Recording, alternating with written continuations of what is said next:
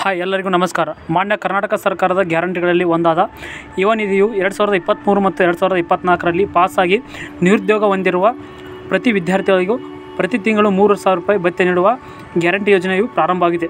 2023ರಲ್ಲಿ ಪಾಸಾದ ವಿದ್ಯಾರ್ಥಿಗಳಿಗೆ ಪ್ರತಿ ತಿಂಗಳು ಹಣ ಜಮಾವಾಗುತ್ತಿದೆ ಮತ್ತು 2024ರಲ್ಲಿ ಪಾಸಾದ ವಿದ್ಯಾರ್ಥಿಗಳಿಗೆ ಜೂನ್ ತಿಂಗಳಿಂದ ಹಣವು ಜಮಾವಾಗಿದೆ.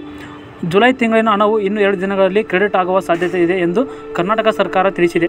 ಆಗಸ್ಟ್ ತಿಂಗಳಿನ ಹಣವನ್ನು ಪಡೆಯಲು ಮಾಸಿಕ ನಿರುದ್ಯೋಗ ಸ್ವಯಂ ಘೋಷಣೆಯನ್ನು ನೀಡಬೇಕು. ಕೆಲವು ಜನರಿಗೆ ಡಾಟಾ ನಾಟ್ ಫೌಂಡ್ ಎಂದು ಸ್ಟೇಟಸ್ನಲ್ಲಿ ತೋರಿಸುತ್ತಿದೆ. ಅಂಥವರು ತಮ್ಮ ಕಾಲೇಜು ಅಥವಾ ಯೂನಿವರ್ಸಿಟಿಗಳಲ್ಲಿ ಸಂಪರ್ಕಿಸಬೇಕು. ಆದರೆ ಕೆಲವು ಜನರಿಗೆ DBT ಪುಷ್ಡ್ ಎಂದು ಬಂದಿದೆ, ಆದರೆ ಹಣವು ಜಮೆ ಆಗಿಲ್ಲ.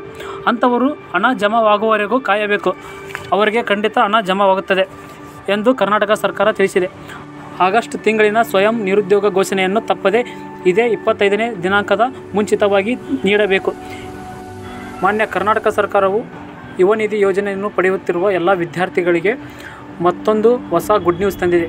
ಈ ಗುಡ್ ನ್ಯೂಸ್ ಏನೆಂದರೆ ಕರ್ನಾಟಕ ಸರ್ಕಾರವು ಯುವ ನಿಧಿ ಪ್ಲಸ್ ಎಂಬ ಯೋಜನೆಯನ್ನು ತಂದಿದೆ. ಈ ಯೋಜನೆಯಡಿಯಲ್ಲಿ ಎಲ್ಲ ವಿದ್ಯಾರ್ಥಿಗಳಿಗೆ ಸ್ಕಿಲ್ ಡೆವಲಪ್ಮೆಂಟ್ ನೀಡಿ ಅವರಿಗೆ ಉದ್ಯೋಗ ನೀಡುವಂತಹ ಕೆಲಸವನ್ನು ಮಾಡುತ್ತಿದೆ.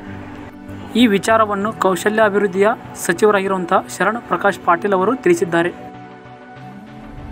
ಯುವ ನಿಧಿ ಪ್ಲಸ್ ಅಂದರೆ ಯಾರ್ಯಾರು ನಮ್ಮ ಯುವ ನಿಧಿಯಲ್ಲಿ ಎನ್ರೋಲ್ ಆಗ್ತಾರೆ ಅವರಿಗೆ ಅಡಿಷ್ನಲ್ ಸ್ಕಿಲ್ ಕೊಟ್ಟು ಅವರಿಗೆ ಪ್ಲೇಸ್ಮೆಂಟ್ ಕೊಡಿಸೋದಕ್ಕೂ ಕೂಡ ನಮ್ಮ ಇಲಾಖೆ ಒಂದು ಪ್ಲ್ಯಾನನ್ನು ಮಾಡ್ತಾ ಇದೆ. ಅದಕ್ಕೆ ಈ ಒಂದು ಅನೌನ್ಸ್ ಮಾಡಿಸಿರೋದು.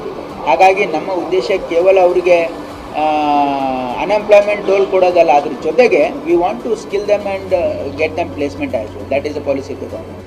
ಇದುವರೆಗೆ ಕರ್ನಾಟಕ ಸರ್ಕಾರವು ಯುವ ನಿಧಿ ಯೋಜನೆಯಡಿಯಲ್ಲಿ 90 ಕೋಟಿ ರೂಪಾಯಿಗಳನ್ನು ಯುವ ನಿಧಿಯ ವಿದ್ಯಾರ್ಥಿಗಳಿಗೆ ವರ್ಗಾವಣೆ ಮಾಡಲಾಗಿದೆ. ಯುವ ನಿಧಿ ಪ್ಲಸ್ ಯೋಜನೆಯು ಕರ್ನಾಟಕದಲ್ಲಿ ಪದವಿ ಮುಗಿಸಿ ನಿರುದ್ಯೋಗದಲ್ಲಿರುವ ಎಲ್ಲ ವಿದ್ಯಾರ್ಥಿಗಳಿಗೆ ಅನುಕೂಲವಾಗಲಿದೆ.